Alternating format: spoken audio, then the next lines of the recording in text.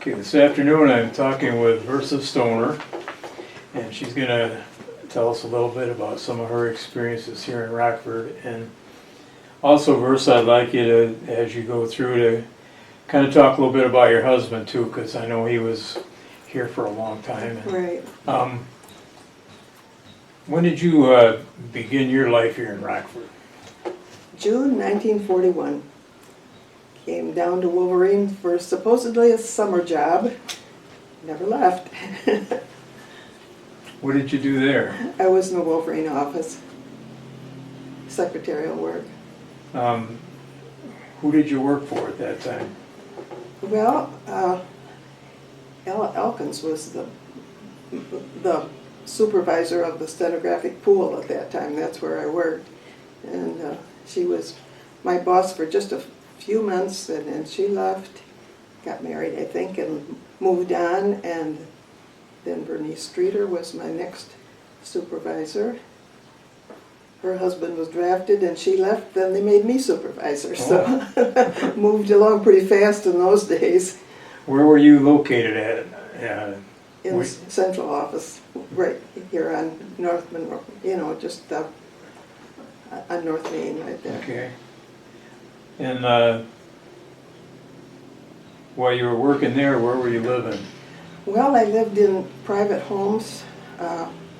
Actually, I lived with Mrs. Stoner for a few months. That's where I met the Stoner clan.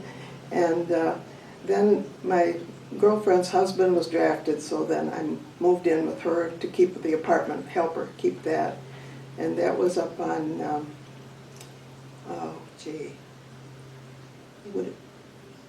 East Bridge Street, I believe. Anyway, it was all right here in town within walking distance to work always. Because that was the only transportation I had was those shoes. Right. So when you first came here, it was just about the wartime then, right? Right. What kind of effect would that have on Rockford? Well, all the young men were drafted in short order, it seemed like, everyone that was, actually Ken was 20 and he went because he was going to be drafted, so he was going to go and get his year in and be done with it. Well, it turned out to be 4.5 years, but, that was, all the young men that were draft age were soon gone, Mm-hmm. When did you and Ken get married? Not until August 48. He got home in, I think he was discharged in June or July 46. And we got acquainted after that. Was he here his whole Rockford life, or? No, he was, his parents were on a farm out west of Cedar Springs, and that's where he went to school, in elementary school. I think he was about 7th grade when they moved here. His father passed away of a heart attack at work at age 45. Ooh. So. I know he went to Rockford High School. Right, yeah. And I think somewhere I saw a yearbook with his picture in it, maybe from around 1938 or so, around that time. Yeah. And I also saw him in some athletic pictures. Yeah. How'd you two meet? Well, actually, he was home on one leave, and I did meet him then because that's when I was staying at his mother's as a boarder at that point. Just barely introduced, and that was it. Didn't get acquainted at all at that time. But when he came back, I think he said he'd only been home about 2 or 3 weeks when he heard there was an opening at the post office. Went down and applied, and from 1946 until 60, I guess, or so, he was in the postal department. Did he stay in Rockford? Was in the Rockford post office? Yeah, or? First as a clerk, and then he was one of Rockford's first city carriers. And I don't remember what year they started city delivery here, but I would think it was probably late 40s. And then, of course, his aim was always to have a rowboat route because he loved to be outdoors anyway. And so I don't know what year. I think he got that about 49 or 50, that he got a railroad. And that's where he stayed until he retired. Where was his route at? I think he was in every direction from Rockford, Okay. you know, because he started out subbing first as a carrier and then as a full-time carrier. So, yeah, he went in all directions. I think he thought he knew everyone all the way around at that point, but not anymore. Right. Before they started the delivery in Rockford, what did people have to pick up their own mail? Or? Right. You could rent a box, or you could get it, free delivery at the window, either way. So when you got married, did you move right to Rockford, or? Yeah, we stayed right here. Our first apartment was at,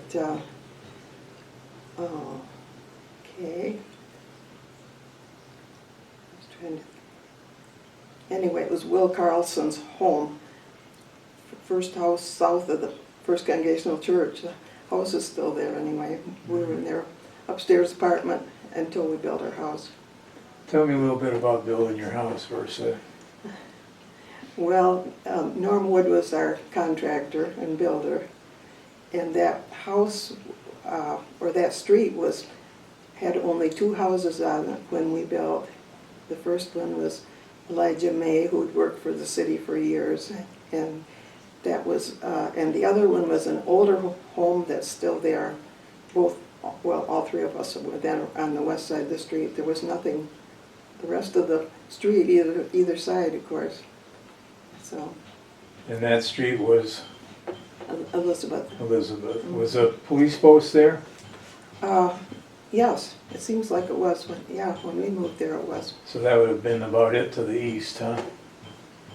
Oh yeah, that would be the only thing. And they faced the other road, of course, but yeah. Did you look around, or was that just an area that attracted you? Well, of course, again, I think we had been walking the city route by that time and knew there was some vacant lots there. And he called Norm Wood and talked to him about it. We knew we wanted to build because we couldn't find anything to rent other than the apartment that we had. So we knew we were anxious to build something. And so I don't think he knew Norm Wood personally at all, but he had built a house right next door to us on the north at that point, or was building a house there and had another lot available that he was willing to sell. So.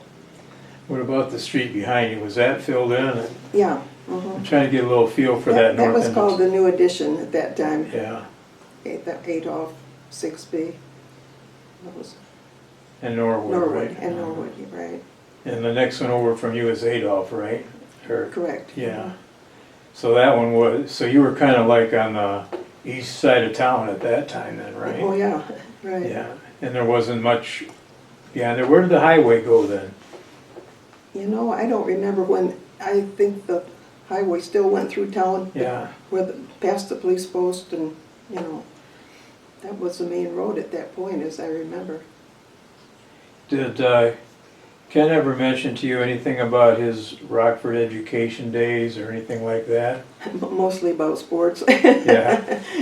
The only thing he ever said, in particular, he said, well, it was a good thing I learned to type because that saved me when I got malaria so bad and finally got out of New Guinea. He said, because I could type, they put me to work for a major. So he said that probably the best thing I ever learned. And you got that in school, right? Right, yeah. But he was. I think I talked to him a couple times when I was doing some athletic research, asked him about the days when he was back there, and he would mention some of the people that he played with, especially, like Red Swab. Yeah. He mentioned Knapp. Can't think of his Cecil Knapp a little bit. I don't know if Cecil was maybe a little bit behind, ahead of him or behind you. I don't remember that, but. So after you settled here, and both of you were working here, then you had your family. Right. Yeah. We had Kathy while we still lived at the Carlson apartment, and then both the boys were born after we moved into our new house. And Ken finished the upstairs entirely by himself, hardwood floors and the whole 9 yards, you know. They was up there pounding away every night, so.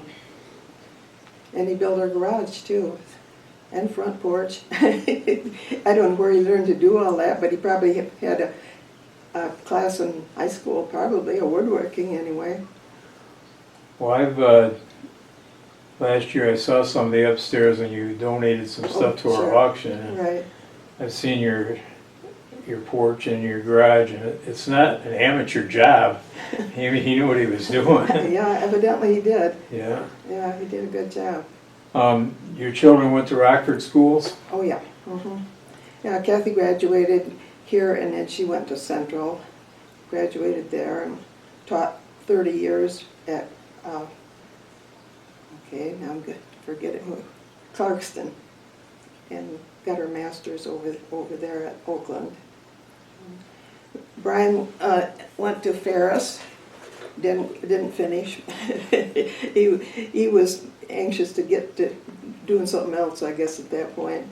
And Kevin, in fact, Brian and Kevin both live in Grand Rapids, and they have both been in industrial sales all their life, all their working years, you know.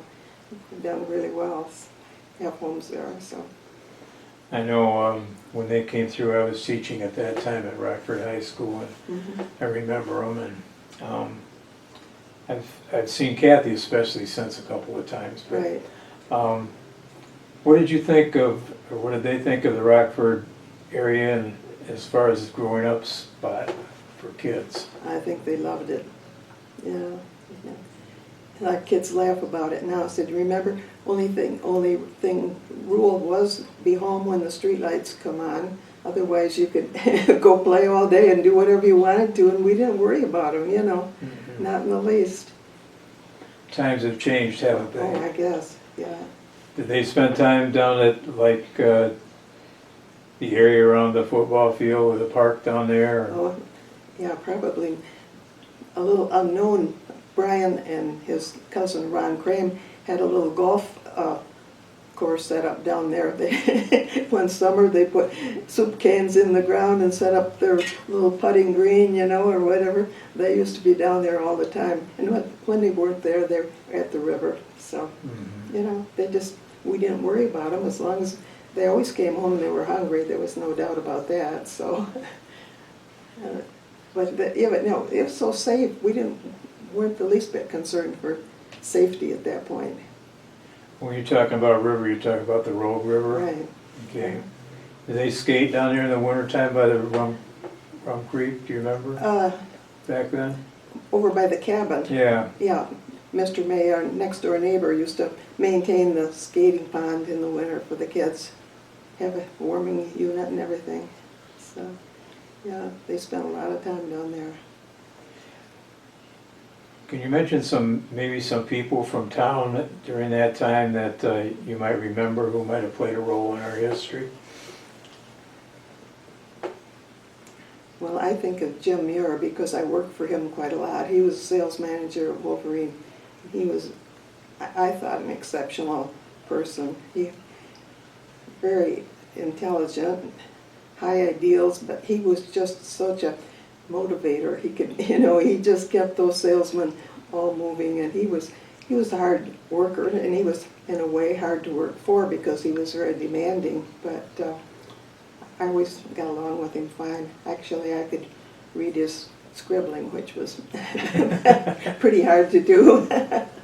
But and of course I worked for Bob Boyer for 15 years, 16 almost, in school, so he was a very upstanding, honest man, and you know, I think he always had the kids' best interests at heart, and he was very comfortable to work for. I mean, he just, if you knew what you were doing, he'd just let you do your job, you know, that was it. So at that time you were a secretary to him? Yeah. And he was the...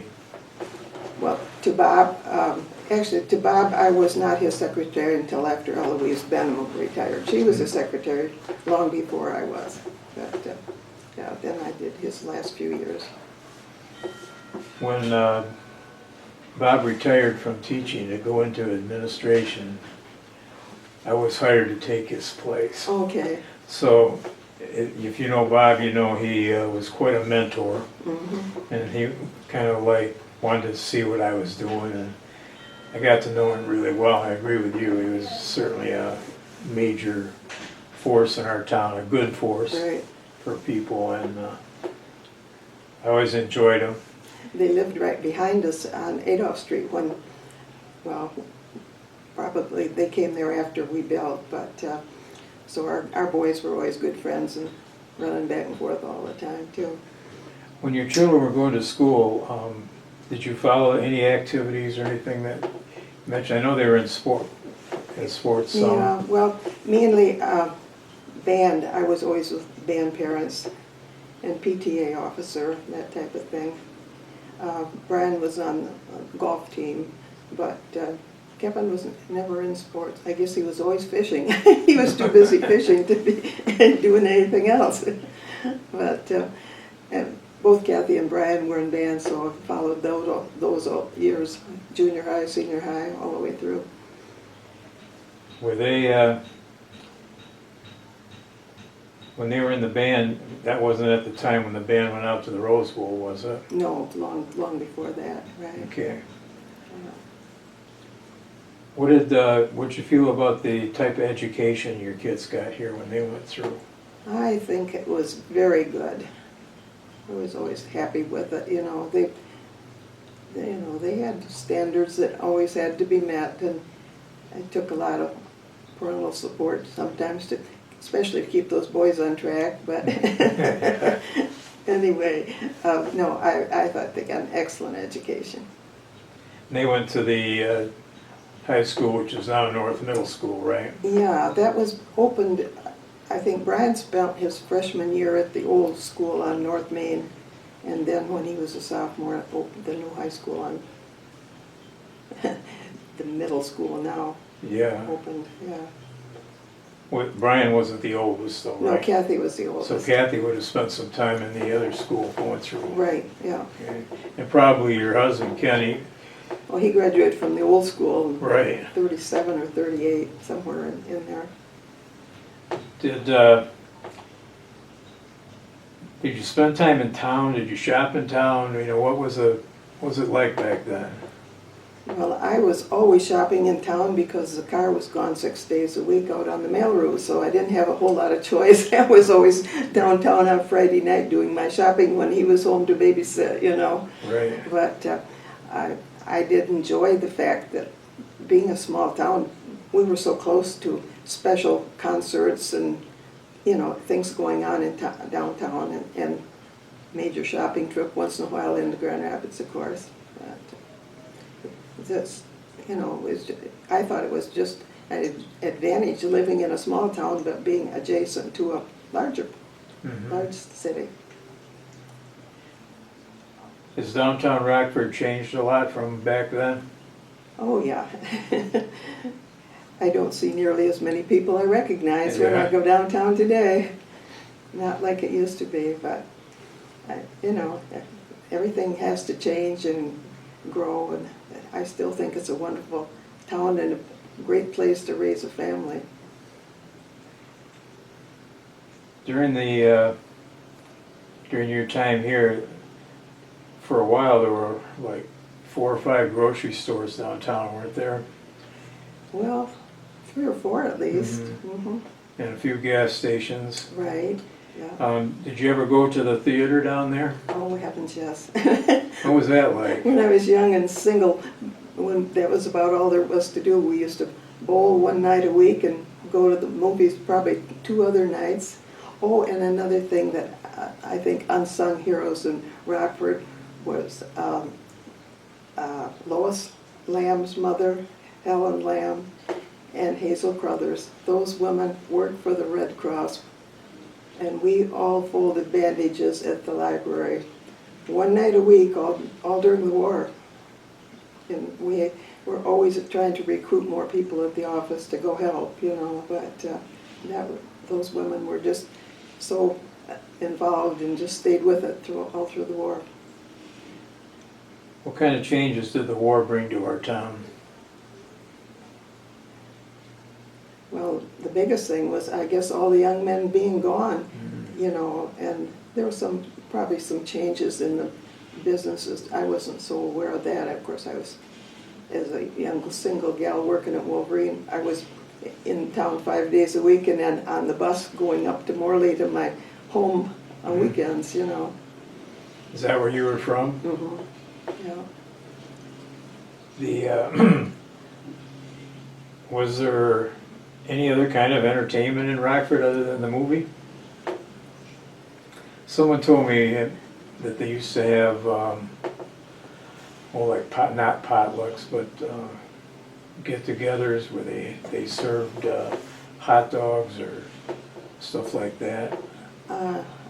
You know, I guess because I wasn't here weekends too much at that point, I don't remember that, but there probably were, you know, things going on. And I know that they had Oddfellows, Rebecca's, and some of those groups that probably had some entertainment going on, but not being here weekends, at that point, I wasn't involved in it. Did you get Rockford news like through the Rockford paper, the Grand Rapids paper back then, or do you remember? Was the Rockford paper? Oh, we always had the Rockford Register, Mhm. sure, and the press too, or Herald. The Herald, way back when I was a kid, it was the Grand Rapids Herald that we had when I was living at home on the farm, and then it became the Grand Rapids Press later on. Probably had both of them at one point. When I was growing up in Grand Rapids, we used to get the Herald in the morning and the press at night. Okay. I don't remember if that kept going or whether it was just kind of a... I know we got the Herald when I was still up on the farm or up there weekends still, yeah. The area down on Main Street, of course, has changed a lot Right. with Wolverine being gone and so on, but wasn't the other side of the street pretty built up at one time too? The east side with houses or whatever? Yeah, there was, I think, a full line of houses all over there where the parking lot is. And Wolverine a busy place back then? yes, I think so. I think practically everyone in Rockford was employed there, it seemed at that point, you know. And a lot of women too. There was a lot of women worked in the factory, especially during the war, I presume, because of the shortage of the manpower.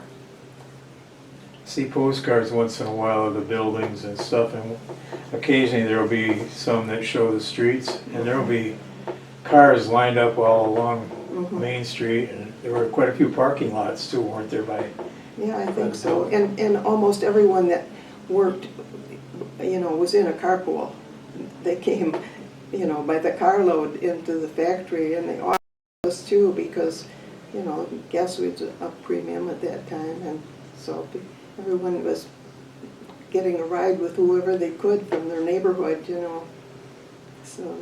Were the Krauses pretty visible at Wolverine, or no? Oh, yes. Did you know them at all? Well, yes, I knew. The Grandpa Krause retired about the time I came here. I didn't really know him, but I knew Vic Krause, and Dick worked in the central office, so I always knew him, of course. But Gordon was younger, but I think he was involved in the tannery or the other factory. But I was, you know, in touch with them at that point. Okay, when you left Wolverine, then you went to work for the school, is that right? Or? Well, after quite a few years, you know, I stayed home and raised a family in between, and so during that time I did an awful lot of work for Jim Muir. He was always calling and wanted me to come down to the office and work at night because his full-time secretary would have all the hours in that she could work, and then he'd be on the phone wanting me to come down there, and I used to go down there and work like from 7 till midnight, lots of times. He would even say, I'll have a typewriter and a dictaphone and everything brought up to your apartment if you'll do this work for me. And he even did that a few times too, because I had a baby at that point and I couldn't be leaving during the daytime. And so, and anyway, I did continue to work for him quite a bit, even though I was officially out of Wolverine, but I didn't go to work for school until Kevin was in first grade, I think. So, I know in my athletic research, I ran across Jim Muir as an athlete back around the time of World War I, a little before that. And then I coached tennis for 1 year, and as you probably know, Jim had a tennis court behind his house. right. And like you say, he was very generous with it. When I became the tennis coach, he called me up right away and he said, "My court's available. You can practice up there. You can play matches up there." He said, "The only thing is you might want to come up and clean it up a little bit, and look it over." But he did that every year. Yeah. And it was, in my estimation, we had a couple other tennis courts around, but it was probably the best tennis court in the town. Probably. We always played our #1 singles matches up behind his house. Occasionally he would even come out and watch a little bit, but not very much. Yeah. His name comes up often in Rockford history. Yeah. The other thing we're kind of interested in is, what do you think about the future here, or maybe any thoughts about changes? Are they good or bad? What do you think about Wolverine's buildings being gone? These type of things. Well, I guess it's just all bound to happen. The change is inevitable. I think, they've been a big force in Rockford history, certainly, and excuse me, I don't know I don't know any of them personally anymore, but I'm certainly glad they were involved. Most small towns sort of disappear from the scenery after a while, and I think they've been, quite a force certainly in keeping this town going. Well, I think they, with establishing their business here way back, in the early 1900s, and then continuing it on. And I don't know if you heard this or not, or whether I know it's true, but they said that during the Depression, they kept the factory open and kept people working, and like stockpiled shoes to use later, just so they wouldn't have to have people be unemployed. Right. Yeah, I remember hearing that too, and excuse me, and even that they would, let some people work just 3 days a week, even just to keep them on, at least so they'd have a little income. Do your children still get back to Rockford occasionally, or? Oh yeah, yeah. Both boys live in Grand Rapids. They have homes in Grand Rapids, so they're around pretty regular and always on call if I need them. And Kathy and Fred, after she retired, they live on a lake northeast of Belding, so they're close by too. So I'm fortunate because so many people's children are in 3 different states at that point instead of close by, so. Grandchildren at all? We don't have any. That's my only disappointment in life. But got some awfully nice nieces and nephews, and great nieces and nephews, so still got family. Did the area where you're living now is pretty much filled in now, isn't it? Yes. There isn't much room for any building or expansion up there? No, I don't think there's an empty lot in that area. When you moved in there, what about north of you? Was there some of the stuff that's up there now, or no? I think those houses that were north of the old police post, I think, was on a corner up there somewhere too. And there was a restaurant up on that corner, Russell's, something Right, like that. I remember, Yeah, but the houses in north of that area were all built sometime after ours, I know, which would probably be in the 50s when building materials became available again, and also a need for housing because there was just no place to live. When we wanted to get married, we just hunted for over a year for an apartment, and everyone would just, if you heard someone was going to move, you got on the list, because nothing had been built all during the war, and then all these young people came back and wanted to settle down, and there just was a big critical shortage of housing. Was there a problem getting other things at wartime? Oh yes, yeah. Was it a rationing type thing? Sure. What did that affect, do you remember? Well, of course, I went home weekends to the farm where there was always food available and brought lots of stuff back, you know, but sugar, of course, and meat, those things were rationed. You had points, you know, and so we managed, okay, you know, sometimes you didn't have what you wanted, but you always had plenty to eat at least, but there was definite shortages. Even shoes were rationed. I remember having shoes that had synthetic soles. They weren't leather. They were my bowling shoes, first pair of bowling shoes I ever had, did not have leather soles. There were some synthetic stuff, and they didn't wear very well, that's for sure. No excuse for my poor games, but... Did you have any connection with the quilt that the bowling ladies made during the war? Yes, I Because that's in our museum here. helped on that a lot. Can you tell us a little bit about that? Well, they sold the little pieces to people for probably 15 cents or a quarter, and then they wrote their name on them, and my sister and I and Gail Beals embroidered probably 75% of those, because a lot of people say, you know, well, sure, I'll buy one, but I don't know how to embroider, so that we would do all the embroidery work on those, so yeah, I had quite a hand in that, getting it together. What was the idea on that, to sell it? Yeah, and then they sold raffle tickets on the whole thing, and that's how they supposedly, that was called, wasn't that the bomber quilt? Mm-hmm. Right, raise money to help pay for a bomber. So all the names on the quilt are names of people who bought squares? Mm-hmm, yeah. The quilt is one of the mainstays of the one room in our museum. Right.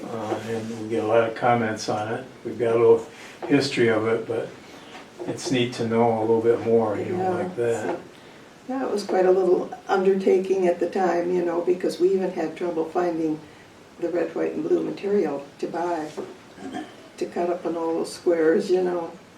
So, Was that limited to the bowling league? Is that they were the one that set it up? Or? they're the ones that started it, yeah. Mm-hmm. And then you guys sold the tickets too, or? I think so, but they're probably, maybe the merchants and other people sold tickets. I don't remember that in particular, but it's fine. We got it together at least. It's pretty good size. Yeah, it's got a lot of names on it, Yeah. a lot of history there. They sewed the squares together, or? Mhm. Okay. A few people had machines. I didn't have one at that time, and my friend, those of us who did the embroidery, none of us had our own machines at that point. But there were obviously people in town that did the sewing, you know, put it together, so. What would you say, how long did it take you to do one of those squares? Depending on the size of the signatures or whatever? Or? Oh, well, probably not more than an hour. Not a big deal. We didn't have much else to do with our evenings in those times. We were all single at that point, or you know, or the women husbands were all gone anyway. Majority of them that were that age.